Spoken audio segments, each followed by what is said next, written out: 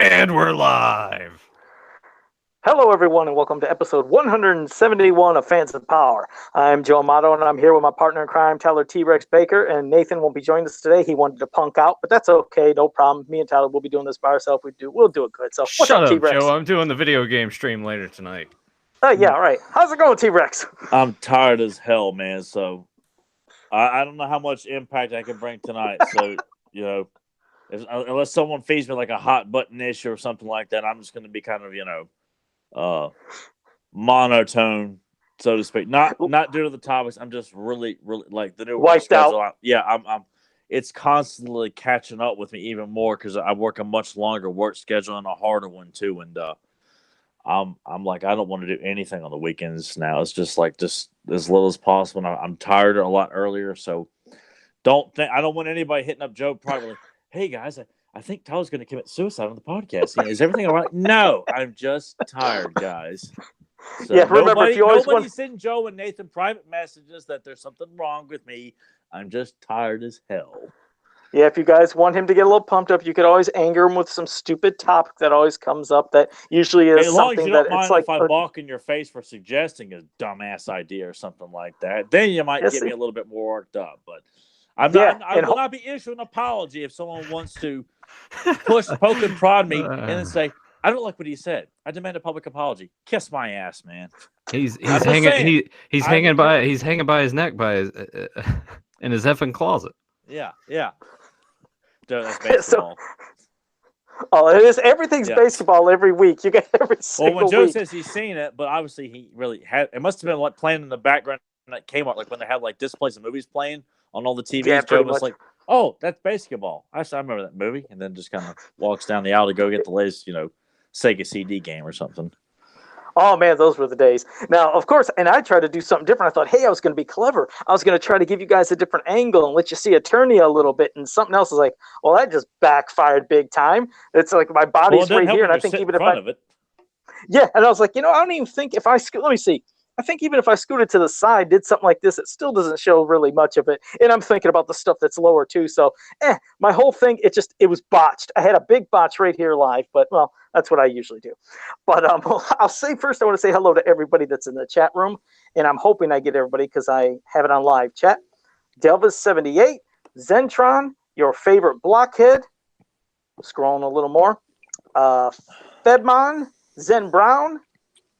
Grimbot. Oh, I think I said Grimbot. See, I'm seeing all already. Eric Amon. Still going a little bit. Tags and media animation. I every time I say it, I feel like I botched that every time. And I think I said everybody. If I miss somebody, I apologize. And of course, Nathan can get my back on that. And hopefully everything stays good when I do this as well. We've been having like these 65-mile-an-hour winds, some crazy stuff going around this area. And trees and limbs and shit's been breaking. I don't know how your area goes. Yeah, sometimes same, like same here. It's like the wind sounds like just a screeching bitch outside, where you just like. God, that's just really unnecessary. It was pretty bad in our area too. Yeah, so it was freaking me out. I kept thinking the windows were going to be popping and shattering, but thank God, knock on wood, everything's good. But I was going to say, before we get into the main topics, I want to acknowledge a couple things. John Weiss, who listened to our podcast, he said he really enjoyed it, and he said when talking about the last two issues of the Star comics, of course we're talking about issue 13 today, but it got him so excited he said he had to grab two of them off of eBay, and he found issue 12, which we discussed last week, and he got the movie adaptation as well, but he said he realized he had issue 13. So just to know that, hey, if we could say something to get somebody a little excited to do that hunt, that's kind of why we love doing this show, is if we can get that kind of excitement in somebody to where they want to go out and get these things that we're speaking of. Yeah, if we got something like that regularly from most of our listeners, I probably wouldn't have like the meltdowns that I would do. People, let us know. Are we doing anything for you here, people? Or is it like me? Like when you listen to a podcast, it's like, I love this podcast. I'm not going to let them know about it. I'm not going to say anything about it. It was like if you just give some acknowledgement, so he's like, it doesn't feel like it's falling on deaf ears. I'm just like a bum on the street with like an empty cup. Spare any compliments? Any positive thoughts? Anybody? People like, I ain't got no change, man. Like, all right, man. Hey, man, no problem. I'll go to the soup kitchen tomorrow. Maybe they'll tell me something nice. He's like, please, just anything. And also JSP and Kevin Sharp. Thank you for joining us as well. Kevin, I will. I saw your message before we started this. Kevin wants to join us on the podcast. Like, it's official. No, hiding around, beating around the bushes and all that stuff. So I got to do a test run with him. Kevin, I'll do a test run with you.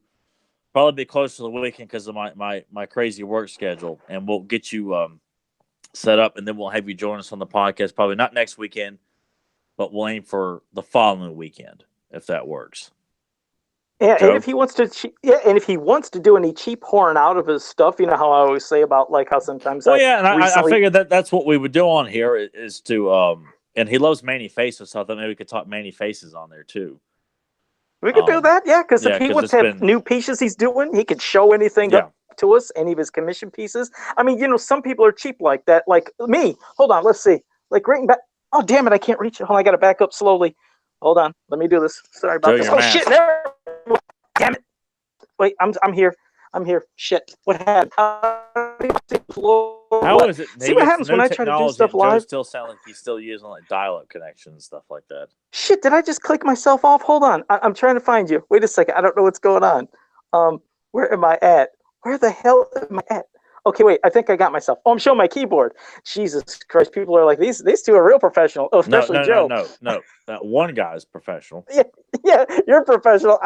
Everybody's seen probably my missing K on my keyboard too. Okay, here I'm back. I just want to say this will be shipping out, but I was speaking of my slime pit He-Man when I was talking about one that I was doing for a customer where I actually wanted to sculpt in an angry face, different hair, slime over his body, and it glows too. It glows in the dark. But I just want to show that if they're ever to make an actual slime pit He-Man, I'd love to see a slimed up one, like the mini comic, angry, different. It just I had to do that. So the customer I'm doing this for said, you can go ahead and show it if you wanted. So I just cheaply whored myself out and did that. So yeah, there you go. That's not too much whoring out, is it, Tyler? I was pretty good about that, wasn't I? At this point, Joe, it's like throwing a hot dog down a hallway with your horn on the podcast. It's just right. At this point, I don't feel anything anymore. It's just there. Do it. I'll just lay here. You do what you got to do. Oh, no, of course not. Yeah, no, that's no, not at all. I will say, like, it just makes you wonder why Super 7, you know.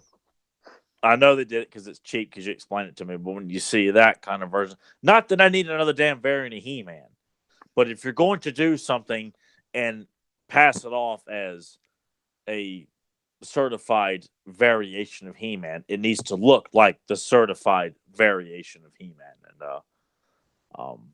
that's why I feel like it's so kind of what the hell am I saying? I ain't gonna buy that thing anyway. I'm all about the movie figures. I don't give a shit about the slime pit translucent He-Man. I'm like, I don't care.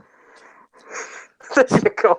Well, this is what happens when you're tired. You come off. Like, I feel like I'm. Here's where like Frank on Everybody Loves Raymond or something like that. Just you sit in your chair and you say a smart ass remark, and that's about all you have to offer to the conversation right now. And that's it, right? And one other thing, the Descendants of Grayskull Facebook group, in case you guys are members of that, anybody out there, and they're wondering, well, what the hell happened? Why weren't they there for 3 days? Some people thought they were getting kicked off. Michael Bell, who is the admin there and who created the group, he posted a video of The Price of Freedom for She-Ra, that episode, and he just shared it on his group. But it had some copyright infringement. Facebook didn't like it, and so they banned him, which also banned his group. So that's why he hasn't been there for 3 days. I think it might show up again tonight, but didn't want people, in case you were thinking Michael had a problem with you. No, he didn't have a problem with anybody. They just shut down his account for 3 days, and when that happens, any group you create is shut down. So the group isn't gone. It should be back, but there were some people that were asking that, and I said I'd address that. Most of those episodes of He-Man Show are both on YouTube to watch for free. Why the hell? I don't understand the logic in that. I don't get it. And see, I don't hope if anybody else here would know something like that, but I've seen that so much where I see people sharing videos from YouTube and episodes of He-Man, She-Ra, any of these things. They just share them on their wall or in a group, and I've never seen an issue.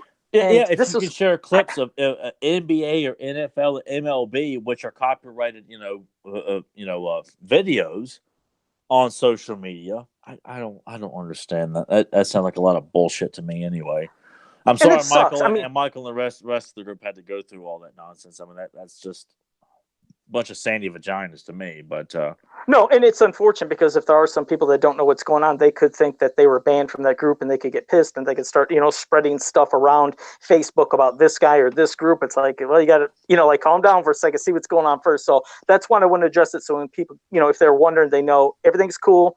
You're still in the group, and yeah, nobody was getting banned. It was just Michael got blocked or banned. He got banned for 3 days.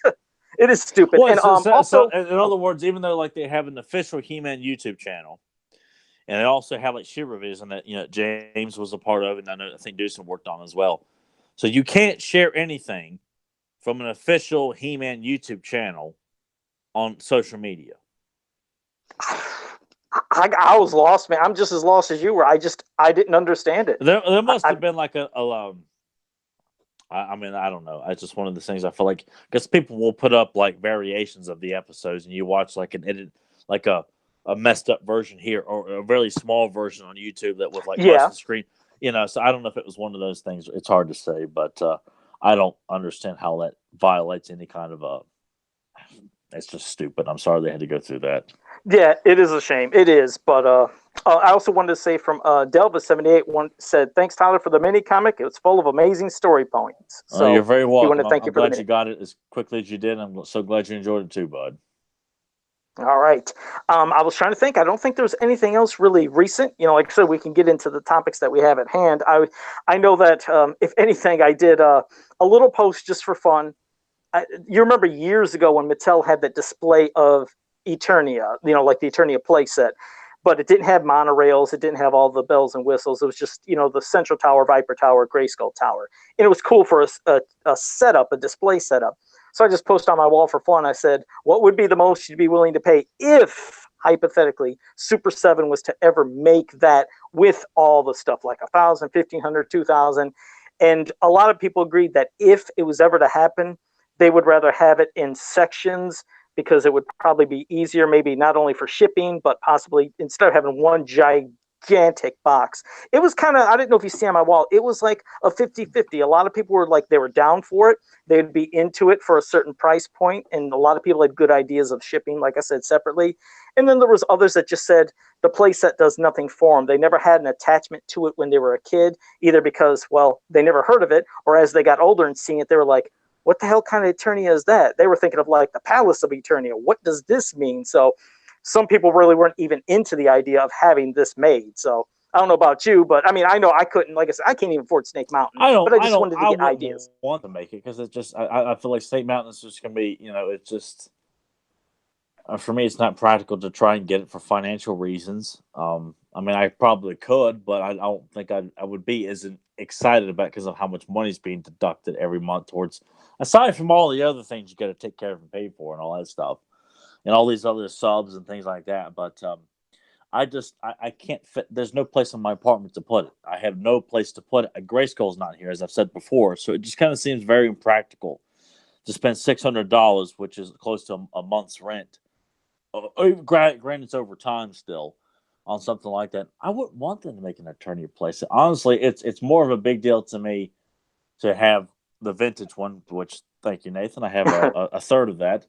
But I that's something Joe has, I think me and Joe have like touched on privately over years, though, is when fans come back to the fold, or people who had completely forgot about everything, and then they come back trying to rediscover it, and they, it's quick for me to forget what it's like to see stuff you didn't know existed. But from my perspective, when I finally saw the Eternia playset, I wasn't expecting the Royal Palace because I didn't know they had made the three towers. Like, I saw it in the mini comics, but didn't know it as a playset. But I thought it was tremendous and had a lot of mystery and wonder what it looks like. What can you do with it? What's the back of it look like?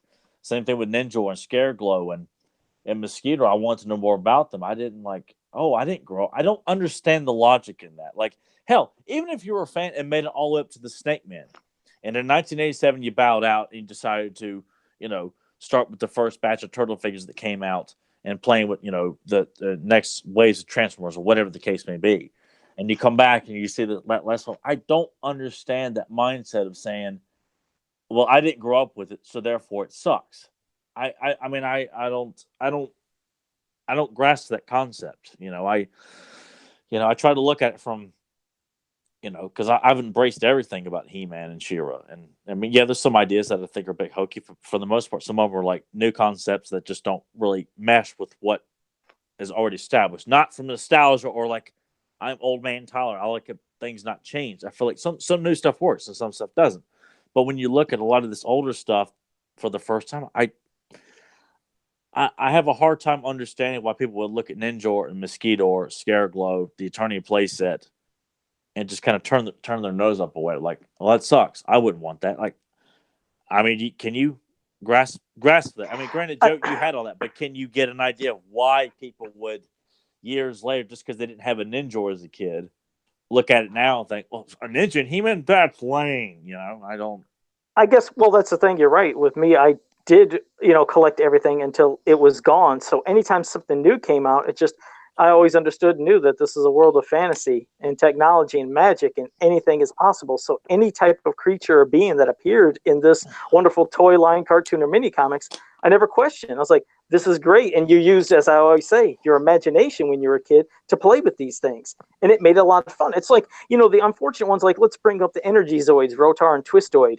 Those are some of the most, from what I've seen in groups with fans, they hate them. They're like, these are the dumbest looking things. They look nothing like He-Man figures. They're stupid. I'm like, but if you were collecting at that time and you got into the gimmick, they were some of the funnest little shits to play with. I mean, just like I said, they had this little spin feature. It's something you've never seen any of the other He-Man figures do. And I'm not including Cyclone. Yes, you can go like this and he spins around.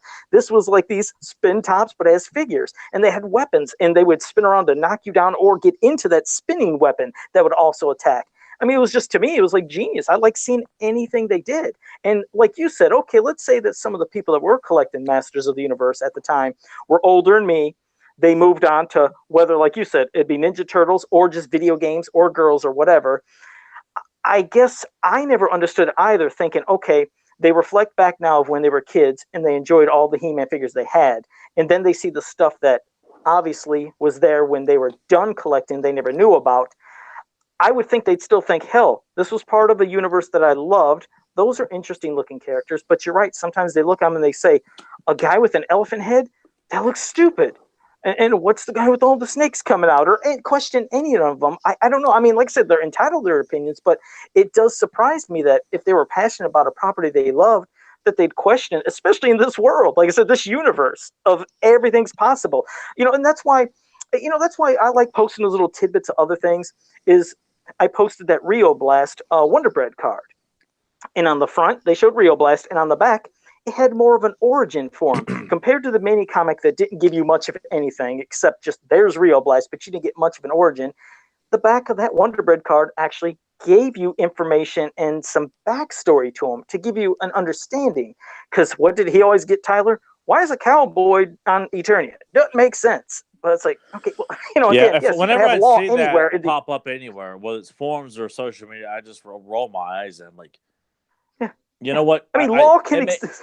It makes me feel like you clearly don't get He-Man from the very beginning, And he's not wearing a cowboy hat and chewing dip, and going out to an outhouse to take a shit or anything like that. He's got a variety of guns and a marshal's badge on there with hints of a gunslinger. He's not, and I just blame that in the mini comic they have him saying, a lot of kind of Western slang, so to speak. Yeah. Because that's just the writers not knowing how to.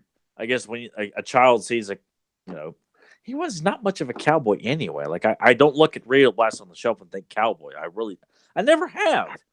No, and I never thought that either. I just thought, my God, look at this guy. It's a law enforcement, as there could be law enforcement through all the universes, as we've seen in other cartoons. But people don't really take time to really step back and really look at what you're dealing with here. You're I mean, look at all the guns. The things that I always talk is just, do you see somebody on Earth having guns coming out of their chest and their legs and their arms and this thing that goes over the head? It's like he was like not to fun or just give an acknowledgement to like Marvel, but he is kind of like a war machine. He's just bam. He's like he's ready to destroy. And to me, that seems so imposing and awesome as a kid. I just went right with it and I never questioned it. But Yeah, it's like you said. I guess people who moved on and just didn't collect But those later but waves, that's someone just figured, but even so, like I didn't discover Rotar and Twistoid till I was, probably in my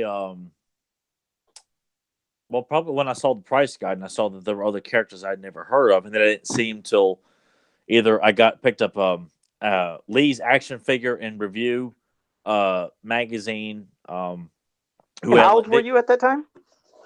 God, I mean, I was still I think I picked up my first. I got Clamp Chapman on card when I was in 5th grade.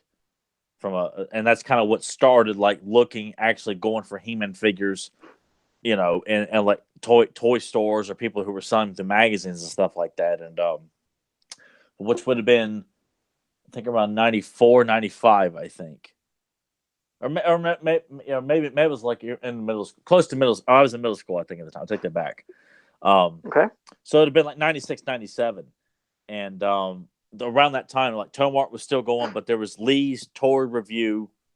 And and they used to have like spreads on various figures, and they did spreads on like we're doing a section on all loose He-Man figures, so they'd have just pictures of all the figures complete, and that's it. But to me, it was exciting to see all the He-Man figures because I didn't have internet at the time. For me to just look at anytime I wanted it and see Rotar and Twistoid, I was like, I never saw these characters before. Like this is something I missed out on. Like I want those. Like I need to have those. I need to have Scareglow. It just is one of those things. I guess it's my level of passion. I was come out and say it was a hell of a lot stronger than the people who left, who grew up with a little bit more older than I was at the time. But just for me, it was my passion was so much more stronger, and it was an insatiable hunger to get more, to learn more, and I mean that may be why I'm doing this right now today instead of like Joe took time off. Like I kept chasing He-Man figures and videotapes all through the 90s. Like I never stopped. And but I still have a hard time trying to look at any of the stuff that came out towards the end of the wave. Like would they think the same thing about Megator and Titus had we gotten here in the States? Or if Hot Shot, Grasp, and Terror and Slammer and the Snake Orchard had we gotten those in 1988? Would people look at those figures and shit on them?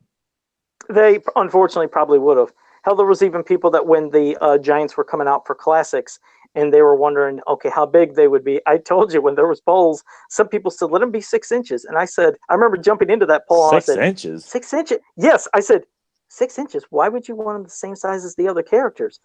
And people replied right back to me. They said, well, they were never officially Giants. I said, what are you talking about? I said, they were figures. They were made back then. They just weren't released in the States. They were Giants. And they told me, well, they weren't released in the U.S., so nobody knows the difference.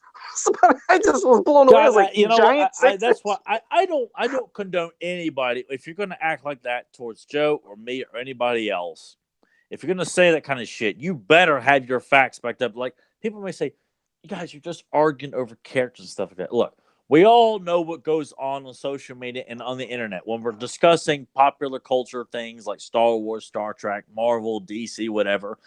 Everyone's going to be arguing and debating over stuff. If you're going to do that, do a quick Google search and verify your damn thoughts.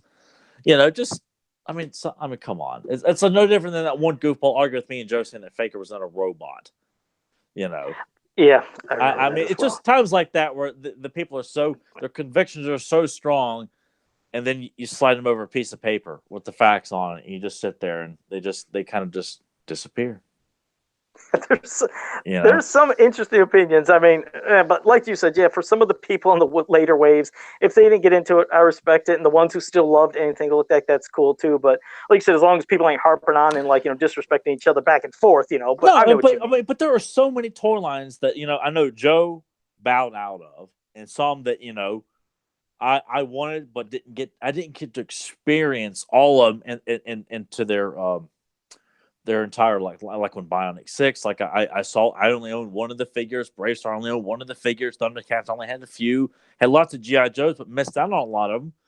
But when I go back and hunt them down, or saw one that I missed out on, or whatever the case may be, like I don't look down upon. Oh, that character doesn't fit. Oh, that is like the Manimals that were like prototypes for GI Joe. They got canceled. Then they actually released them in stores as like a like a specialty line in KB Toys of like these GI Joe characters that would become monsters. Like you could flip their head over and they become like their chest would open up and they become like a different kind of beast.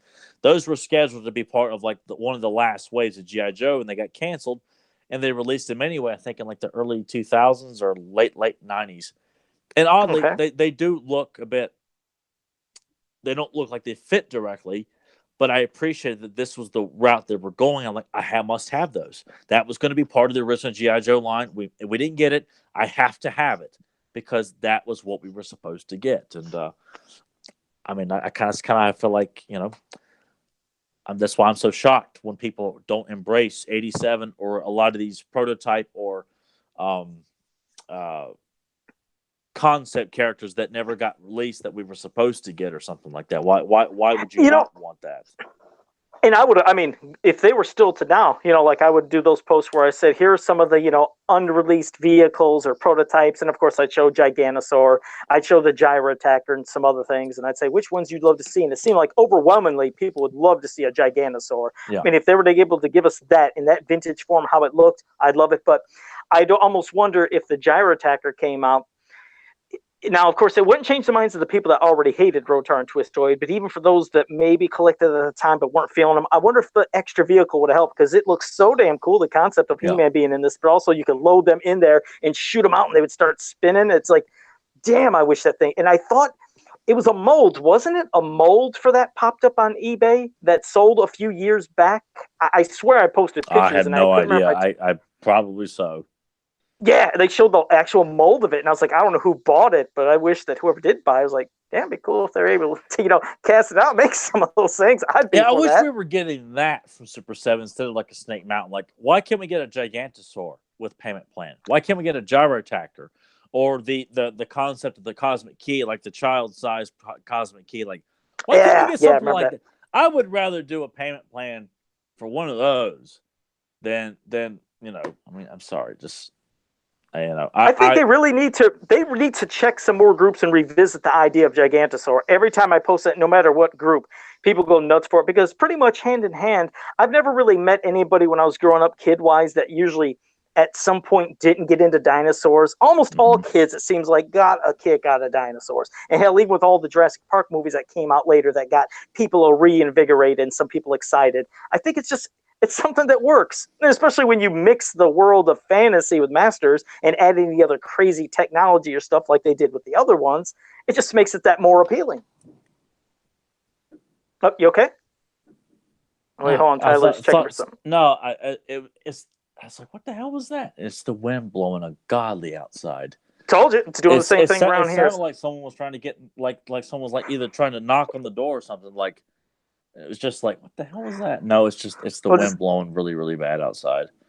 But I honestly, I would prefer that we get Gigantosaur to fit with the vintage line, because I feel like that's unfinished business. Same thing with the Gyro Attacker and Slammer-Eye, Hot Shot, and those guys. Like, they need to be released vintage form and complete the entire vintage line. And honestly, I think re-releasing a version of Titus and Megator for vintage with slight variations, because I do not want to take away value from the originals. Like, do not.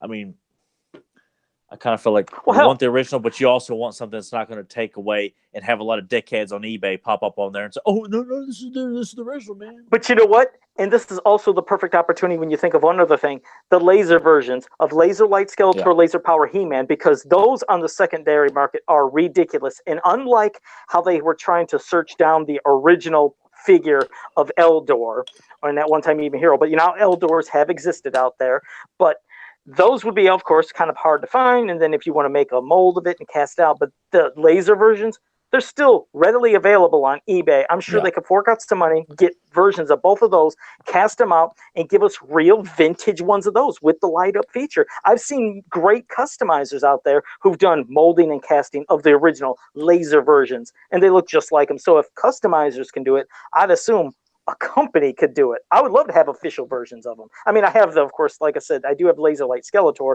but my Laser Power He-Man, he's incomplete. So I'd rather get that for like $20 or $22 instead of what's it, 2,000.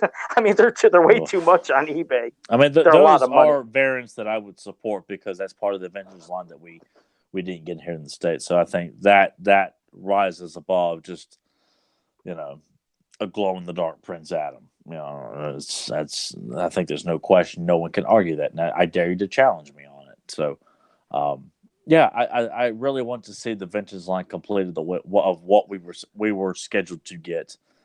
And even if it's like, you know, a couple over a period of years, but know that the plan is over the next 5 years, we are going to complete the vintage line with what was intended. And then anything after that is, you know, would be gravy. I'm like, you know, but by God, man, give us an Icer and a Lizard Man to vintage. Oh, man.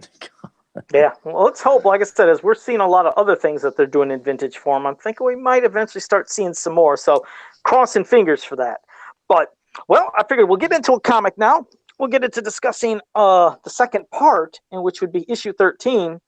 And this one, it says, of course, Skeletor lies, He-Man lives. I know it might be a little shiny reflecting off of this, but this is, and the name of the artist, I think it's Ron Wilson. So at least I was able to look in that to do that, because I told you I was not Gino Diachile. yeah, you want me to do that little spot right there, but beautiful art. But you know what's funny about this cover? I remember it as a kid, it used to drive me nuts, is I always thought that was a different colored Catra next to Skeletor, because as you see, Skeletor is in his kind of movie outfit. Yeah. And then that evil Lynn, it's like she had almost like a Catra kind of mask. And then I was like, is that supposed to be a pink imp? It always freaked me out because, of course, that's I've how they figured it was imp. Yeah. But it doesn't make sense because he's not even featured in the book. So. Right, and Skeletor doesn't even have this outfit in the book, and Evil Lynn doesn't even have that outfit in the book. He's got a variation of that outfit, but it's yeah. But the whole Evil Lynn thing, I was like, she didn't look like that. I always wondered, and I don't know if Grim would know that. And he said, "Oh, Grimbot just popped up, said, pretty sure that is Catra and that is Imp." So I wondered Grimbot, because I know he knows about the issue 14 of this that we never got, but I'm curious if he knows. Well, War and Peace is a more horde heavy issue, which is the following issue number 14, which the horde are featured much more prominently in that book. So it makes you. Yeah, I just always wondered. I was like, did they get some kind of reference material that just slightly confused the artist for that cover? You know, something was just slightly off. But still, inside story's great. But I'll pass it to you, T-Rex. No, it's definitely it kind of feels like it's like, you know, with most of the other Star comics where the illustrators get, you know, the factions of characters mixed up. And I mean, I understand they probably weren't given much to go with, so you can't really hold them at fault. It's just, I think, kind of charming, so to speak, that you see Squeeze aligned with the Horde, or Imp on the cover with movie Skeletor and Blade and Sauron and Evil Lynn.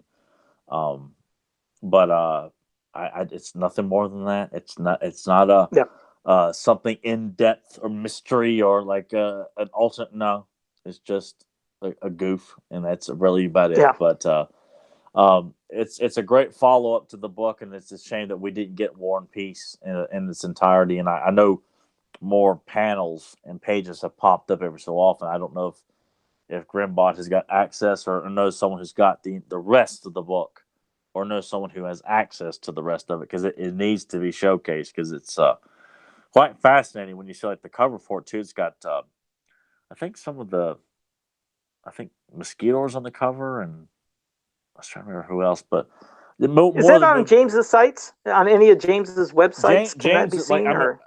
I know James over, like, he posts, I think, the opening splash panel with He-Man sliced into a bat mech, and it says War and Peace in his movie outfit. And then a couple of weeks ago, they released a few panels of more of the book, as Horde accent and things like that too. And He-Man's wearing his movie outfit. I think Tila's wearing something a little bit more movie inspired, I think. But I have to go back and look at it. I think it's on the Facebook page that Grimbot moderates too. That's strictly, and I believe that's the Ancient Library of Grayskull. I think is that it? It's all facts and stuff like that, like facts and trivia stuff, and sharing info on all the vintage mythology and media and things like that. It's not there to sell anything. So if you go there trying to whore yourself out, you're going to get your ass a good chewing.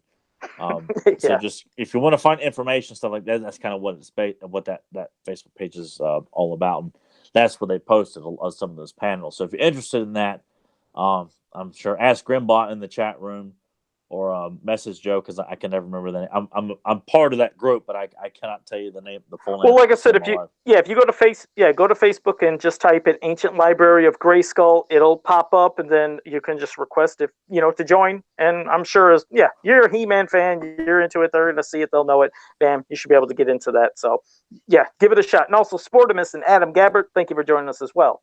But no, so to this comic though, at least. Now, we see where we left off in the last one. Of course, Adam is now in the future. Everything's all screwed up. He tries to give some hope to the rebellion, if you will, of Eternia now, to give some hope that maybe they can rise up to hopefully fight Skeletor and his evil warriors. But this one, I liked. There's moments towards the end, which I'm not going to spoil. I like seeing the scrappiness still of Clamp Champ, because they show him where it's like, he looks pretty aged in this now. Yeah. And I don't know and I didn't know if they tried to reference like a Danny Glover from Lethal Weapon. That's what I thought like, too. And I'm sure when they wrote it, they clearly they had just seen Lethal Weapon or were a big fan of it. Yeah. Yeah, because there's a couple lines I got vibes of from other movies or franchises, but it just meshed together so well. Especially the climax towards the end. But yes, now we finally, at least you did get to see Blade, because we had references of hearing about Blade in the last issue. It's like, but you didn't see Blade. But now you got to see Blade. You also got to see Saurod. And just seeing the two Atoms with each other, and of course what happens towards the end, that had to be one of the coolest parts. But I remember being antsy, because as I always told you, I've always been antsy about time-traveling movies or stories. They just get me weird and on edge. And how this was going on and on, of course, at least you get a good ending. It didn't give you some crap ending where everything just turned to crap and there was no great conclusion.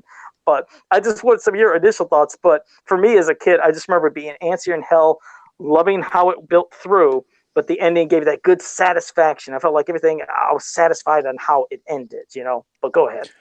No, because with, for the most part, time travel stuff pisses me off because people try to make it a lot more complicated than it needs to be. It keeps it pretty simple with this, and that doesn't make it convoluted or a little like, look, this is ridiculous here. Simple is he gives up being He-Man, and then obviously when he sees the future, this chain of events has happened because of this one incident. It's not like, if like that episode of The Simpsons where Homer comes back, goes back to prehistoric times, sits on, falls down on like a prehistoric mosquito. Oh my God, what have I done? Comes back, this happens, goes back. It's not that kind of thing. It's just you feel like he gave up being He-Man, so all of this stuff happened.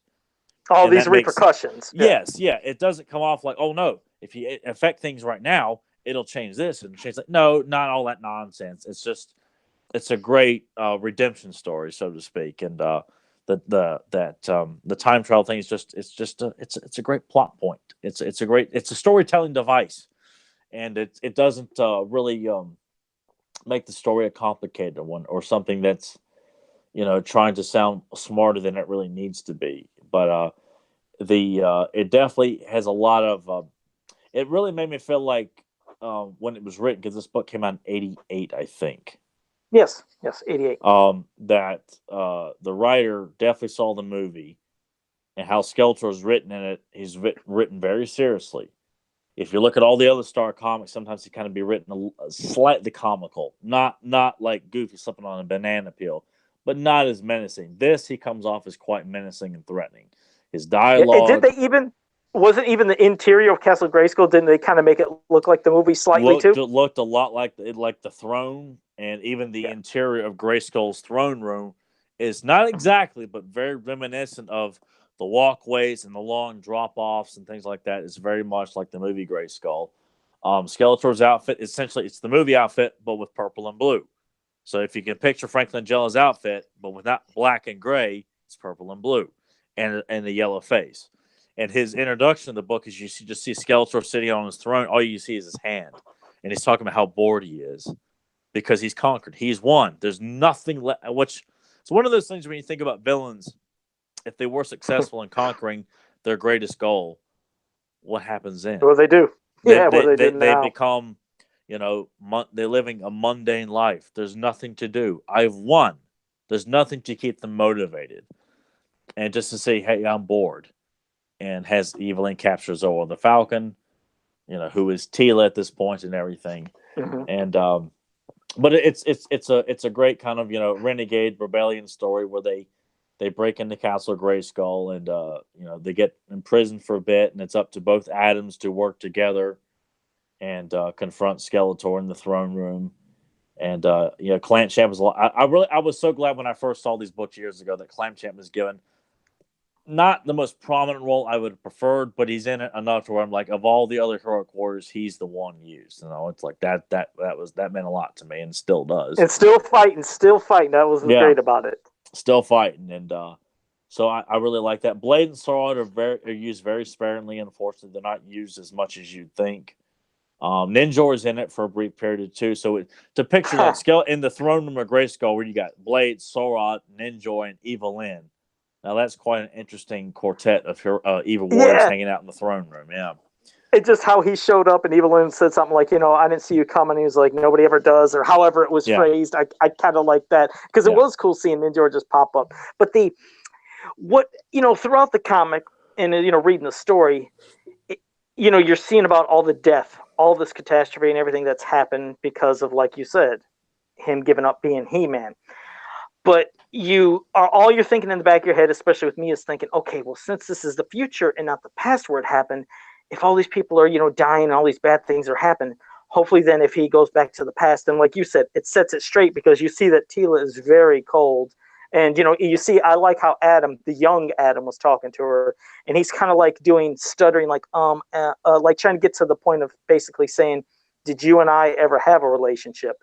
And she basically lets him know, like, after what happened, 30 years, all we've been doing has just been fighting basically this war and being in this rebellion. It's like, wow, what a horrible, horrible life that they've all endured for these past 30 years with being under the rule of the thumb of Skeletor, And that's why you so badly want everything to be corrected and him go to the past to set things straight so this horrible future never happens, because it was pretty damn depressing. Yeah, everybody's. I mean, it's completely depleted, and I like how Skeletor his goal in this towards He-Man or Adam is very reminiscent of how it is in the movie. Like, no, I'm going to break you in front of the people. I'm going to make an example out of you. So if anybody even thinks about trying to rebel against me, what I do to you is the first thing people will think of, which is reminiscent of how Skeletor doesn't want to kill He-Man. He wants to break him in the movie. Make him, he doesn't need to be a martyr. He needs to be a sign that there is no hope. It's hopeless for you people. Yeah. And a question to you. I didn't mean to interrupt you, but a question to you. When he was talking about he wants to break him and to show it to the whole world of Eternia, did you feel like you were getting the vibe of how they did in the movie, where he would show himself in that hologram for the entire world? Like that's probably what he was going to present, was some type of hologram for the world? The holosphere.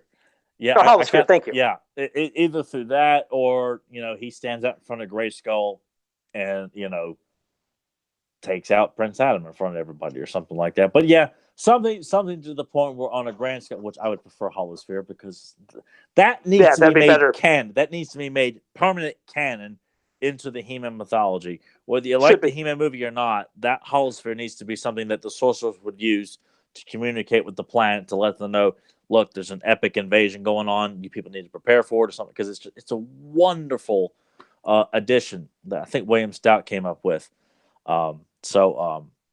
Yeah, that's what I would prefer. That, like, he turns that on. He's holding Prince Adam captive right there in the holosphere. Yes. He I don't know, attempts to maybe possibly behead him or kill him or drain him of his strength in front of everybody, to where he just becomes like a mold mess of bones or something like that. Right.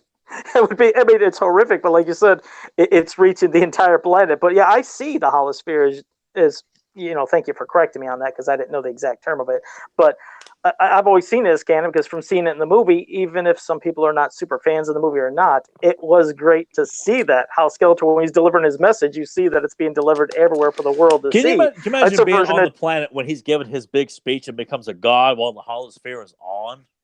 And It's you're like live seeing him TV all the time. do this number and smiling and screaming, and you're one of the peasants, or one of the the rebels with your hands behind your back, watching this holosphere speech go on. You're like, oh Yeah. my god. I mean, you wouldn't It's think like anybody outside of Grayskull at that point. Only He-Man is seeing this. Clearly they don't know he's alive, but well, yes, even as He-Man, what bears witness to it. But just the simple fact that he's letting the people know He-Man's captured, he's mine, and you all are going to see me become a god. Can you imagine the level of despair an Eternian soldier or peasant or farmer that sees that happening? What the hell is going through their mind when they see Skeletor has absorbed the Eye of Grayskull for everyone to witness on the planet? I'm like, can you imagine what that's like? that's a frightening live news, if you will. That is their version of news. So that'd be on the 6 o'clock news of Eternia. That would pop up. There's your version of social media. That went viral. Yes, or even if somehow even the holosphere, if there was a way that it was something was to be shown, even within the outside meeting, that part where, okay, well, like I said, we don't always say everything that happens in these comics, because just like how the Wise went and bought these issues, from hearing us last week, we don't want to spoil you, so we want you to wonder what else is happening so you can go buy these. But that part when both Adams touched that sword and turned into He-Man, both of them do. We have the I power. think that's part of the point you wanted to avoid spoiling, was like that's one of the moments in the book. Well, I'm sure they've known it. I think I've even posted pictures. So there's some things that I won't say how it builds up to, but that was a cool moment. My cult has seen this stuff, so therefore they already they've seen it all. They've seen it all, Tyler. I posted every bit of this. But it's a good climactic battle, to where the one thing I'm not mentioning, but there's something you'll see towards the end that was a little, for me, was traumatizing to see this one thing happen. But knowing that once he goes to the past and it's set straight, it's good. But yeah, all that will lead to something. But seeing both He-Mans and seeing the revelation of Skeletor realizing, oh my God, you're He-Man. You continue to keep revealing more and more here. What else? Well, they knew it. Is a non-spoiler to you? He's like, so you just gave it away. At this point, you might as well just say, oh yeah, by the way, this fell apart. I'm like, well, just have the rest of the book, or what, the last 2 panels to read? He's like, Joe left us open to one page. What a hypocrite you are. Like, I will not watch trailers for movies, but I'll spoil the hell out of a Star comic for you while telling you, hey, go buy it. I won't spoil it all for you. I mean, I don't want to let everyone know there's an ad for Muppet Babies, toy, keyboards in this issue here, or Fruity Pebbles at the beginning of the book, or how you get Marvel pins with those kids holding a giant boa constrictor in the book. Don't want to spoil that for them. Sweet Jesus. Yeah, no, there was something that I'm still not saying, but there was something I thought was even more intense. Point, what else is there to hide? No, there's more. Trust me, people. There's something you'll see. No, not a whole lot more. By this point, the last point you haven't mentioned, like, that's not going to be as devastating as Joe's hyping it up to be. So get it with the intention. It's a great story, not because Joe's leaving out. Like, they're like, that's it. The Everybody biggest nutbuster in the world. They're all like, yep, that's it. Joe just spoiled it all. Spoiled it. So, oh, sweet Jesus. But yeah, you guys got to get this. So look up. It's for issue 13. Go check eBay. I don't know how much this costs, if it's going to be on there. I think it's not cheap on eBay. Let me tell you that right. It is not. I mean, when I say not cheap, I mean, like, you're not going. I mean, our listener who got it cheap last week. John Wise. He got lucky. John Wise got issue 12 for $17. So okay, this is 13. Well, 13, you're looking at $40 to $60, if not more. Wow. Yeah. I did not realize the insane high prices. You'll pay over $100 for it. So. Wow. Well, hopefully, maybe there'll be a beater issue with maybe a slightly worn cover that you get for a cheaper price. But yeah, check it out. I've seen some that had beat up covers. Even beater ones? Even ones that, if you go on eBay right now, like, you can find some on there that are, they're not graded, but they tell you what kind of condition they're in. And even at those prices, you're not paying $5, $10 for it. So, oh wow! So just have money to spare if you're going to go seek it out, because it's anything's possible. You may get lucky and like, hey, I got it for $5. Well, man, more power to you. But you were one of the few. So Yeah, well, Grimbot said he got lucky enough to see it for $12.99, and yeah, I think you guys might have seen my ear too. I've had everything readjusted here, but yeah, well, Grimbot, that's a hell of a deal. So, well, Tyler, so that's that. And before we get into questions from everybody, we are going to do a character discussion on somebody that you don't hear many people talk about, and that's Garn, which we've seen two different versions of Garn. Of course, we've seen him in Slave City, and then we've also seen him in the cartoon A Tale of Two Cities. We've seen two different Garns, and it was it Raina and Rhea. Like, didn't she have her name spelled differently? You know, the innocent victim in both of the stories. Was it Raina and Rhea? Is that how they switched it up for those stories? I'm trying to remember. I think it's Raina in Tale of Two Cities, and then I couldn't tell you for Slave City. I have no idea right off the top of my head. Yeah, couldn't remember. But Garn, I remember. I always got a kick of the super big guys. Like I told you, I'm the guy that's the sucker for Cambro. Most people hate him, but I love Cambro. I love the giant. And Garn always, to me, looked like he was kind of a big giant dude. You know, in the cartoon itself, Tale of Two Cities. So a character that didn't have much beyond. Obviously, it was just that episode, right? We didn't. I mean, was there like a palette swap of him for another episode or no? I couldn't remember if they did. I don't think so, but I mean, there are some episodes that I don't have memorized because they weren't great episodes. So, but I don't recall coming across a palette swap of Garn. They did. I may be just having. I'm thinking might be Cambro in my head, like I always say with Cambro and Herman the Hermit, or 4 or 5 whatever. characters off the top of my head that had palette swaps for the show, but I don't think he was one of them. Okay, and I figured, well, if let me see his wait, I don't know if. Oh, wait a second. Grimbot was mentioning. Oh, he's. Oh, okay, not from He-Man, but he said technically that Garn he was recycled from Filmation's Tarzan script. His model was reused, but okay, well, that's weird. Now I'll have to look that about Tarzan. But a big guy, and of course, with anybody having a go with He-Man is cool to see. I like the differences, of course. Well, in the cartoon, he's black. In the mini comic, he's Native American. In the cartoon, they don't, of course, use weapons. They're just using their hands to battle and toss and throw. In the mini comic, you see weapons. It almost, anytime I see the mini comics with a lot of stuff, as you said before, of course, they have a little more liberties of it. Seems like it's a little more violent. The things they use as for words with maybe mentioning death, of showing weapons clashing and stuff, something we didn't get to see a lot of in the cartoon. And it was so refreshing that there was two completely different versions. And when we had Larry Houston on, and how we found out he didn't even know about Garn from the cartoon, that always fascinated me. I figured he would have known something about a cartoon version as well, but his really version I love too. I mean, well, that was something because I asked Robbie London too, and he wasn't aware that Double-Edged Sword, a script he wrote, was also a mini comic. So there's 3 mini comics that were also Filmation scripts too, because I almost felt like there must have been some sort of Mattel crossover somewhere in between, with Filmation, in terms of like someone wrote a script for the mini comic and then slipped it to the guys at Filmation or something like that, because or someone at Mattel liked the script for Dragon's Gift that Larry Taylor wrote, liked Robbie London's Double-Edged Sword, and liked Tale of Two Cities. I can't remember the writer of that particular episode on top of my head, but I mean, those are 3 prominent episodes that were mini comics, and I just kind of feel like someone at Mattel really must have been reading through a lot of the script ideas and just felt like, hey, these are great. We could turn these into mini comics, and gave them to Lee Nordling, who wrote a lot of those scripts that Larry was working with.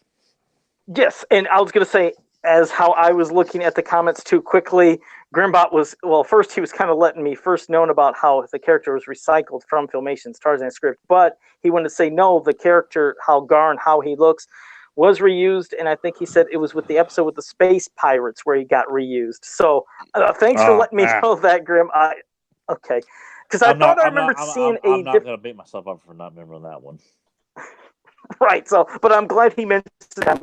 I'm going to correct that and fix that. Yeah, thank you for that, Grim. And yeah, I wasn't, because I was like, I swear I thought I'd seen it. But and Motu fan number 1, thank you for joining us as well. But now, pass it back to you, T-Rex. I was trying to figure where to go from that one, but No, I love the character a lot, and I feel like it warrants a character that should be explored a lot more too. I mean, we were given so many one shot characters by Larry in the mini comics, and then of course in the Filmation. I mean, that goes without saying with so many one shot characters. And I know some fans probably don't look at a lot of these characters the way that some of us do. I didn't appreciate Tale of Two Cities till I got older, till I was like an adult, and it's a wonderful episode. I like Queen Belina and Draka, and just the fight with He-Man in the arena. I mean, it's using a lot of the footage that we're used to, but it's a very well done fight, and it's a lot of fun. They still use the amnesia, plot device that's in Slave City. So they're pretty much, if you like Slave City, you'll like Tale of Two Cities, and vice versa. But like Garn becomes king of oh god, the name of the king that Queen Belinda's Targa? running. Targa, yeah, God, yes. Yeah, at the end of that, whereas I don't think that's the immediate case in Slave City, though. Like, I don't think in Slave City. Yeah. I don't remember that either. At least I don't remember, but I do love that type of crown that was put on Garn in, Tale of Two Cities. I love that. That'd be cool. Yeah, it would be cool, and I think that would be something that it would be cool to have that character revisited, to kind of keep that world building and have He-Man revisit characters like Garn. And I'd like to think that there's room to include both of them. Like, they may have the same name, but I was like, no, it's kind of get away with, like, in our world, like, we have a bunch of Joes, we have a bunch of Tylers, but we all look different. So maybe Garn on Eternia is like, I mean, I'm sure there's probably other Adams on Eternia, but there's only one Prince Adam of Eternia. So, and not to be a smartass, but maybe even the Filmation one could be King Garn, and the one that would be from just Slave City is just Garn. If they wanted to try a little twist on something. Well, you're right. I think there's room to have both, because they're two very distinct looking characters, and I'd like to think of they don't even have to be. I wouldn't even feel like someone who wants to encompass both of them. You don't need to connect them. Make them two completely separate different characters. Make Garn a character that He-Man, tackled while taking on Queen Belina, and make the Native American Garn attached to Lodar and that whole situation. I feel like there's ways of including all these characters together, I think. Sure, they can mesh them together. I mean, we had our different ways with two different Zodaks, one with a K, one with a C, but still having it to where they're their own individual character. But I think the thing I got a kick out of the most with at least watching the cartoon version is, when he referred to himself as thinking he's the most powerful man in the universe, and of course until he fights He-Man. But then when they team up towards the end to save, the city from getting destroyed by the floods, I loved it when He-Man smashed the ground to start cracking open, and then Garn started doing it too. It's like, this guy is a powerful sumbitch, It's like, it's cool to see somebody, a super strong guy as well, along with He-Man, It's like like you said, very underused. Only got that episode. What could have happened if the cartoon continued and they decided, let's revisit that character and bring him back to maybe help He-Man in a certain situation, or if he went to go to help Garn and they teamed up, however they met up, just to see them back together. I love seeing two strong guys sometimes working together to do stuff, and it was just different. Usually it's only He-Man smashing the ground, nobody else. Yeah, and it was fun too that I mean, I know they throw around the term, I thought it was only a legend kind of thing, but it's fun in this episode that He-Man is the myth, that this kingdom is so far removed from everything else going on in Eternia that He-Man's kind of running around from the like Castle Grayskull and the palace and Snake Mountain and various other places, but this place is so far removed from what's going on in the rest of the world that the idea of He-Man is like this myth, to these people, that someone that powerful, that strong, that heroic, that couldn't be real. Like, that's a fascinating thought about He-Man, and about this whole kingdom. That not everybody, has interactions with the evil warriors and with He-Man and the royal palace. That it's a vast planet of kingdoms and territories and terrains and jungles and tribes and that's species. What's so refreshing too. And you're right, because that's what's refreshing not only about the episode but also the mini comic, is the amount of different characters you got in each of those stories, to where it wasn't just like sometimes just taking one character and just having one new villain or one new guy or however it may be. but a lot of different characters. Like you said, you had Belina, you had Draka, you had the Gargon warriors, and then of course you had Garn in the cartoon version. And in the mini comic, you had the kobolds, you had Lodar, and you had their version of Garn. And the thing is, each of those stories, God, could you imagine all of them into characters? Belina would be an amazing figure along with Garn, and having those Gargon warriors too. Yeah. They're a little crazy and weird looking, but I'll admit in the mini comic, I do love the kobolds more. I think if I was I like to them have a choice both between because the kobolds, the both unique. Gargons. I think they were called Gargon warriors, but I might be wrong. They remind me of the Palace Guards from Black Star. Hey, maybe they were reused, or maybe they were using the same model sheets. I don't know. I don't know, maybe they look kind of bird-like, so therefore I know what you mean. Yeah, so that I just thought they look completely different, but they're reminiscent of the Palace Guards from Overlord's castle, and I just thought they looked, I liked, and they ride around on hover discs and stuff like that too. Yeah, so, I like those. Yeah. So I think there's a lot to be added. So you people out there, if you're listening to this and you're a casual fan and you're all you know is Triclops and Trapjaw is the extent of evil in your mindset, do yourself a favor, man. Open up the brain there and take in all these other characters we're talking about. Tale of Two Cities is available on YouTube to watch right now. Slave City is available to read on Hema.org right now. So look exactly who we're talking about here. Don't tell me that you would not see more world, more ethnicity spreading out in He-Man. Not for political, social justice bullshit, but because it's a vast world. There would be more black people, more Native American people, more Hispanic people, more Asian It's great you bring that up. Yeah. No, I'm glad you brought that up. It's something I've always said. It's like for anybody that always did wonder, how was it in the world of Masters of the Universe and Princess of Power? Did they represent other races? It's like, yes, they did. They've always had. So this is something new. Like when people, like you said, unfortunately, if it might be trying to say, like, they've never had anybody black in the cartoons or the toys. And like, did you look at the cartoon or the toys? Did you read any of the comics? Did you see the diversity?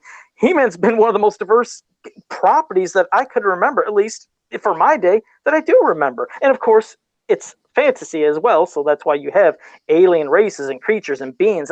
It was so rich with all the characters that you could get in this story, or multiple stories with Princess of Power, New Adventures, Masters of the Universe. That's why we love it so much. Just the amount and of all this it's just accepted. Yeah. It's not addressed. Oh, Malak happens to be black. Oh, look, Garn is black in this. Oh, look, right. Chopper / Jitsu is Asian. No, they're just Malak. Just characters. Garn. They're just characters. They're not coming out with agendas. So that's one thing He-Man does to this, political social justice bullshit. It gives it a nice big right-handed middle finger to all this nonsense of like, well, clearly they didn't like this, or they didn't like this ethnicity, or what? No, and no. If anything, like Larry Houston decided, can we make this character black? Sure, why not? Can we make this person Native American? Sure, why not? And Chinese. He had, it doesn't come off like Larry just wanted to expand it. Like his mindset was just, why couldn't it be? Not because I feel that this race needs to be, this ethnicity needs to be represent. No, it was not the agenda. Think of that. We never ever questioned it at any time. Anything we were reading, anything we were watching, it was just part of our history of Masters of the Universe and any other stories, and we loved it, enjoyed it. But yeah, you're right. At no point did anything feel forced and like they were trying to shove anything down your throats. It was just great stories with great characters. That's why we love and celebrate this so much. That's why Talon and I love doing this. Is we love sharing all these things that possibly maybe some fans never seen, or if they did, maybe they forgot about.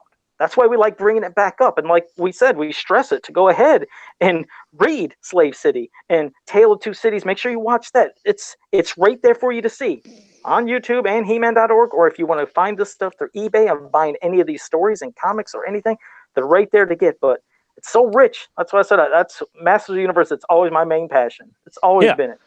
Most stuff is available for free. So get your shit together. And if you want to argue, debate with people, take some time and do some damn research. Don't come up to Joe Amato or Grimbot or anybody else on social media and claim this, knowing full well you haven't researched and you're just hoping to God you're talking to somebody who's got their head up their ass and has the brain of an ice cube. You know, I'm trying to encourage people, you know, have fun, learn about this stuff, because I'm sure at some point people are going to, you know, come on, debate over something else other than ankle articulation and pain apps and shit like that. Come on, people. Have something a little bit more intellectual to discuss and argue about. Thank God we haven't heard that in a while. But yeah, so again, check out those stories that we both mentioned right now. Also, now before I pass it to Tyler, in case there's anything he wants to recommend, I want to pass it to you guys in the chat room while he's going to say some stuff. Any questions you have for us right now regarding these mini comics, the cartoons, the movie, the toys, whatever, put it up here in the chat room. We'll try to get to every one of them. And I'm going to pass it to you now. T-Rex, go ahead. Anything you want to recommend or say? I got nothing. You want to promote Kevin Sharp, who just said, he's still there. He's still there. Yeah, Kevin's still here. Kevin is currently taking commissions. So if you people, I'm not spoiling anything because he showed it to me. I'm sure it will be shown at some point. He's working on, for fun, a very badass looking Too Bad. Oh yeah, and he wasn't finished with it. But when I saw, I'm like, this is a doodle. You're doodling this, so. Which is a tremendous looking rendition of Too Bad. So if you have just one particular character of He-Man, doesn't matter who it is, you know, contact Kevin. He's got some good prices on single characters. If you want a big battle scene of, you know, the Snake Man taking on the Horde in front of the Viper Tower, or the Evil Warriors taking on the Great Rebellion in front of the Central Tower, or, you know, He-Man and Hornet duking it out on top of the Fright Zone or something like that. He will draw any of that stuff. He's taking commissions right now. And it's absolutely beautiful. I mean, he just recently showed that Jaga and Groon piece, and I shared it on my wall. And, yeah, people were going bananas for that. So, yeah, you got to check him out. You can find him on Facebook for, you know, Kevin Sharp. And does he have a page called Kevin Sharp, or he's got the art of Kevin Deviant Art or Deviant Art, Deviant, whatever the hell you call it. He's got one of those. Okay. I don't think he's got like a separate page. I know he goes through. If you want to go through Facebook to contact him. He's pretty quick. He's pretty good about responding on that. Let's just look up Kevin Sharp, and I mean it's pretty easy. I mean pretty easy to find him on there. But if you want a commission or want to get a quote on how much a character with full details, or 4 characters, 6 characters, whatever you're looking for, just contact him, get a quote from him. You know, and he's really good, and get specific with him. Let me just put it this way. If you want something, be specific about it. Don't just tell him, you know, I want He-Man and Skeletor fighting each other. No. Be specific with what you want in the fight. You want Skeletor leaping into the air, holding, you know, his hammock staff lit up with electrified, you know, power, you know, coming down at He-Man. He-Man's, you know, giving an uppercut him with the give him something to work with your people. I want to let people know in advance. Be specific with them, because I mean, all the stuff people have seen him do. Like, I'm very specific about the artwork, and it makes his job a lot easier to realize what you want to see if you come up with very specific poses or give them examples of which. I'm just trying to, you know, I encourage people if you want to do stuff with them, be very specific with them. Yeah, I mean, you're right. And using a lot of descriptions to be descriptive, that does help. Along with, and also, as you've seen, I mean, he will turn you into characters as well. He's done it with Tyler, so you could probably send your face, your photo, saying, I want to be the one that's, you know, killing Hordak or fighting Hordak or the Snake Man or anything you want. Don't be ashamed or feel like, you know, because I used to worry people think I'm such an egomaniac. But for me, ever since I always wanted to see myself what I would look like as He-Man. So I've had Axel do it. I've had Kevin do it. So if you want to see yourself as Cyclone, if you want to see yourself as Evil Lyn, if you want to see yourself as, you know, Jitsu, you know, or Blade, whatever. Or even a unique character, a brand new unique character. Yeah, if you want to come up with your own character fighting, you know, Lion-O and He-Man at the same time, you can do that. You know, whatever ideas you want, just let your brain flow free, but be specific and give details. It maximizes his talent and gives you something a lot more unique. There you go. And whether it's next week or the week after, whenever you can talk with Kevin, we'll have him on the show. And sit down with him sometime next week and get that set up. So the following week, we'll have Kevin on, and you guys can ask him questions about his artwork. He's worked on some of the He-Man projects that are some of the pack-in comics that have come out and things like that too. So he's worked on G.I. Joe for Image back when G.I. Joe was relaunched back in the early 2000s too. So just to name some of his stuff. So There you he's go. worked with Chris Claremont on X-Men too. So he's dabbling in some big time stuff, man. So we'll have him on in a couple of weeks. I'll be right back while you're looking up questions. I just hang on a second. Okay. If you have to go pee, you go pee. Tom's got to go take a piss. No, yeah, he might be experiencing the winds and things just like we were as well. Or, I mean, I have. So now I'll look through right now. I'm going to check to see if there's any of these questions here that I could get to with maybe not pertaining with anything with Tyler. But if it's going to be something about background or how the making of something was going on, that's something I might not know. Just as Adam Gabbert said, Joe, Tyler, yeah, I might wait for that one right there. Femon says, how can we even come up to Joe? We don't know where he is, and his gunman would shoot us before we get close. Yeah, I don't know. You're right. I could, it's a possibility. I might have been at some of these conventions, Fabmon, and nobody's ever known. But yeah, because you never see my face. But okay, well, Tyler's back. I'll give this one with Adam to Tyler because it's a quick one, and Tyler might not know. I'm not sure. I know none of this. It says, Joe, Tyler, my question is with Mr. Barty as Gwildor. When he was pulled out of the water, where he got water out of his ears, he says, I know I didn't see it. He's like, what was behind his head to do that?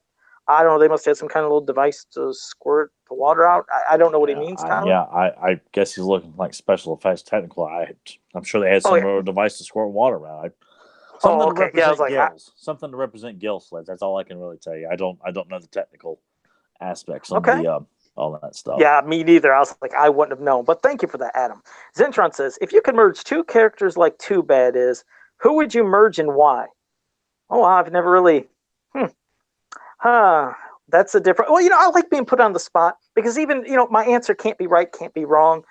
But think about if you put a hero and a villain together that kind of are like complete opposites of each other. Hell, you put Stinkor and Mossman together. Wouldn't that be one damn disaster of having two people that are the complete opposite of each other, not only with their smells, but also one good, one evil? I don't know. For fun, Zentron, I'd put Mossman and Stinkor together. That would just be bizarre.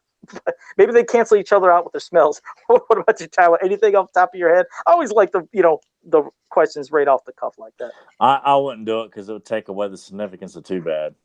Because Too Bad is my favorite evil warrior, so I want him to have that established title in my opinion. So I just because whatever you do is just strictly done for comedic value. I'm like, I don't want any with my He-Man figures or my He-Man character, so to speak. So and that's the thing.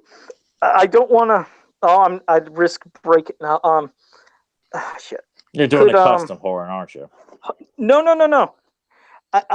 I might have it back here. I want to get you a quick story. The first figure I made for myself, because I used to be obsessed on wanting more He-Man figures when there weren't any. The first one I ever made when I was a kid, I told you, was called Breakdown. Breakdown was a head of one of the small miniature Madball figures that I put like on a He-Man body, gave him a trap jaw arm. It's insane, but I kept it and still have it to this day. But I actually made a character that I called, here's an original name, Double Warrior. It's like, whoa, that's original, but I wanted another two-headed warrior. So I'm going to block off my camera. Tyler, if you want to say something to them for a bit, I'm going to try to grab this, and I've had this for, since I was like 10, but I'll be right back. Hold on.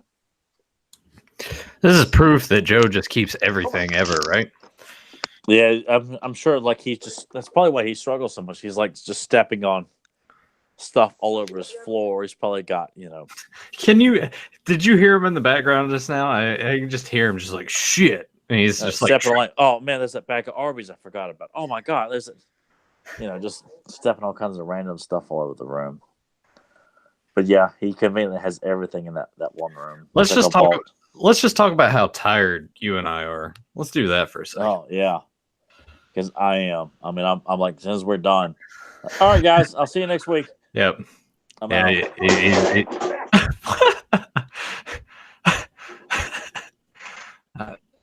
It's like Robert Williams and Mrs. Doubtfire. Just screams, get back to your cell. Don't make me get the hose. That kind of thing. God, I'm so tired. I'm almost back. Hold on.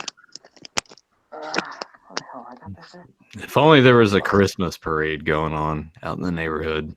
Oh, for old Joe Motto. Yeah. I'm back. Sorry, I dropped some shit. Damn it, I dropped one thing on my lunchbox. All right, and here's the other thing. Okay, I'm going to show you. I even kept the pieces of paper that I wrote with each of them. This is so fucking terrible. I don't care. I made Double Warrior. Hey, look, it has Stinkor and Webstore. And here's my little name sheet that I used to keep with each character. And I've had this since I was like 10. I called him Double Warrior. And I have one other one, too. Hold on. I was so proud of this one with this. Like I said, shit. Oh, I'm dropping stuff again. Sorry. I was doing customs before customs, I think, were even a thing. I called him Shadow He-Man, and I made this crazy little hood to put over his head. And I tried to make. I'm glad I didn't know you as a kid. I'd have been like, all right, yeah, I'm glad you like the Phantom Stranger, Mr. America. There's kind of a little like a symbol. I tried to put a symbol like on top of his hood that he wore over his head, but I was like a ninja, and I just realized the armor that I gave him was from my Sectars figures back then too. So I kept my little name sheet too, the Shadow He-Man. Oh my God, I've had these since I was 10. I'm so proud of these things. I should card them. Hell, I think that'd be kind of fun now that I know how to make cards and do that what's stuff. Messed up I is should that make them. somebody's going to oh man, I've got to have it. I must have that. Here you go, Joe Amato, 40-year-old handwriting. From Jesus, 58 years ago. Look at that penmanship. That's some damn good 10-year-old penmanship. The sad thing is I probably write just the same or not worse now. But there, I wanted to share those. Oh, Christ. Did I miss anything while I was slamming stuff in a way, you guys? I wanted to make sure I didn't do anything No, I think stupid. I came in at the right time, actually. All right, good. Okay, well, let me try to get back to some questions here. Let me see. I got to scroll down. Hold on. Sorry about that. Okay. Have either of you? This is from Sportimus. Have either of you or Nathan used those retro replacement rubber cords to repair your old '80s Masters Universe figures? Has that worked well for you, or are you considering doing it sometime? I have and love it. Sportimus, are you referring to those? I think he might be talking about those things to put into the legs. Because there is a. Yeah. I actually have a Hordak, vintage Hordak that was broken that way that I was gonna repair in a similar fashion, but I never got around to it. But from what I have seen, it looks like it works out okay, at least. Yeah. So, okay, good. They do. Yeah. They do. I mean, I've seen them as well, but I have not got those. But thanks for at least mentioning that and saying that as well. Kevin Sharp said, I think he said just.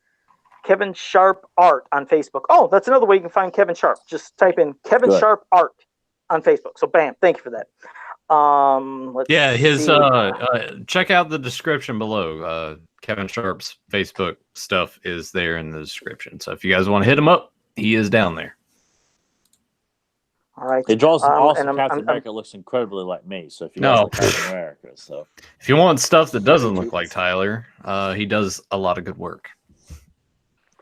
And hey, Sportimus, I don't know if you're joking or if you're serious, but if you're serious, if you want to have Kevin draw He-Man kicking Superman in the nuts and Superman is hunched over with pain surrendering, he would do that. Don't think that's not something he wouldn't do. If you really want that, he could do it, and he would do it great. So you got the cash, you know.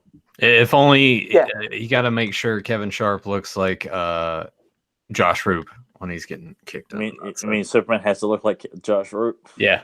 There's got to be a tree in the background too for him to lean against. What the war bubble goes. Oh. Yep, and he'll miss the bus because of it. Fedmon, I'm sorry, I did drop some bodily functions about pooping and peeing, but in other words, sorry about that. It happens when I. Wait, you guys were talking about that stuff and I missed out on it. What? It might. I don't know. When Tyler got up and said, he might have to take a piss or he has to hit the shitter. I don't know if I said no. That. If Tyler had to take a dump, he'd be in there way longer. When Tyler. Okay. No, here's the story for everybody. What was it? King of the Ring 2001. When Booker. The initial specific details. WWF King of the Ring 2001. Yeah. It's when Booker T shows up at the end and puts Stone Cold through the table, and that's sort of like the invasion angle happens. I'm like, hey, I'm getting King of the Ring, man. Come over. And Tyler's like, all right, yeah. And I think as soon as the show starts, like, I gotta go to the bathroom. And he went to the bathroom and he came back, and there's some match, probably X-Pac. Chavo and something. Yeah, X-Pac and somebody. Who cares? And he's like, I gotta go to the bathroom. He spent, I think, the vast majority of that show taking a shit. He just had to keep going to the bathroom. I was like, dude, you're all right. He's like, yeah, I'm fine. I'm like, are you sick? He's like, no, I'm good. I I gotta keep going to the bathroom. And I was like, all right. I did catch Booker T coming out and throwing Stone Cold through the table though. No, I would run up to the door and be like, oh man, you're missing it. He's like, what am I missing? I could just see him doing a shimmy on the toilet, like, oh my god, oh no, Yeah, I gotta folded get out of the here. toilet, my pants around my ankles. I'm crawling to the floor at Carrie Always and Saw, you know. You know. Jesus God. All right. Thanks for There you that, go. guys. Yeah, there you go. Let's see. Tags Media Animation said, Joe of the Mega Constructs, who would you want to see in animation? I don't know. See if you could, have He-Man and the Wind Raider and see if you can have that animating or doing something like that. That would be kind of cool. See if that could be something possible. I'd like to see that. Sportimus said Stink Moss. I guess I'm combining people. Zen Brown said maybe Buzz Off and Mosquito. Delva said, would Moss maybe Stinkor's rival or Cyclone? Yeah, there we go. Let me see. Permanent thing. Squeeze and Tongue Lasher from Sportimus. So, dang it. So they got a lot of people that was going on that. Joe will be in the next episode of Hoarders. No, Sportimus, like I said, I don't hoard crap. I just have my stuff. But what happened was when I was back there grabbing that, I thought I had everything good, and my Bashosaurus came down and slammed into my lunchbox. So I'm hoping when I look back there later, neither of them are damaged. Please, God, let Joe come back with pants on. Yes, I have my pants on. Let me see. Joe never wears pants. What are you guys talking about? I just imagine Joe has like plastic tubs. It's like Joe Amato, 10 years old, and here's like all the stuff from when he was 10. all his like corduroy pants in this one like plastic tub. Rollerblades. Okay, now this ain't hoarding, but just to let you see something. Speaking of that, Nathan, I just felt funky throwing them away. I was actually going to ask if you and Emily wanted them back, but Crusty pants. Those I still have the cookie tins that you guys sent me of the empty cookies. I don't want those back. Okay, I'll throw them away then. Okay, all right. Why don't you just wash them and keep them and use them as like to put like extra butter in or hot sauce or salad, straws and napkins you steal from McDonald's. Yeah, you can use those for other things, Joe, or throw them away. Yeah, you can even take a shit in it. You mean to tell me you're going to pay postage? You're gonna pay shipping just to send those back? Why the fuck would I want those, Joe? Well, Joe saved up all those pennies to send you back something. He's got to pay for the postage. Well, sometimes there's people and friends. I'm like, oh my god, it smells like old. I guess he just assumes in parts and don't you return all Tupperware that's just give it to give them to donate them to the Coupon King or something. I don't know. Yeah, well, where I come from, sometimes when people give you food and containers, I'll give them back their Tupperwares and stuff. But, I think that was everything. We got most of the questions. I think when we went to our insanity, people were feeding off of that. So we got more people feeding off our insanity than anything. But, that was a great episode. So first, let me say before I wrap it up, if you're new to the channel, make sure you like, subscribe, ring that bell so you can always get notified when we go live and have any new content. And we love having you guys here each week. This is always fun. It's great. And I'm glad Tyler was able to hang in for a little longer because I know he's tired. And like I said, right when we get off here, he's probably going to hit the hay. Yeah, I'm out. I'm out. I'm letting you guys know too. Like he's out. All right, guys. I'll talk to you later because I'm fading fast here. All right. Well, the last thing I guess would just be a quick quote, and it was from Zentron. His quote is from a TV series. I always feel at home here. And how are you? And he goes, it's like, snort, my pet. I'm always feel at home here. And how are you, my pet? Is it Hordak? I don't know. If I hear a snort, I automatically think Hordak. So I guess I'll wait and see. But I'm going to go he pops it up, and I don't know. Spoons. Silver spoon. Okay, and I think Tyler was going to say he doesn't have a clue. So yeah. I'm going to pass. So I'll just do what I say, and then if it pops up here, we'll see what that is. But until next time, have a powerful day. He's probably experiencing what Vigo's feeling. Carpathian kitten lost. He's missed his kitten. We'll just put one over here by the castle. Yeah! Ghostbusters 2. Ghostbusters 2. Love that part. Yes, yeah, I know some shit. That was a really good Christmas film. It was. I don't give a shit what both you guys say. She-Ra episode, it was friendship. So, okay, well, it was from an episode. Thank you for that, Zentron. And yeah, that is a great Christmas movie, is Ghostbusters 2. Yeah, for the whole 15 seconds, it was Christmas in that movie. Oh, yeah, and it takes place like the end battles on New Year's Eve and, all the other stuff that involves that's not Christmas time anymore. New Year's Eve, we're past It's Christmas. the holidays. See you guys next time.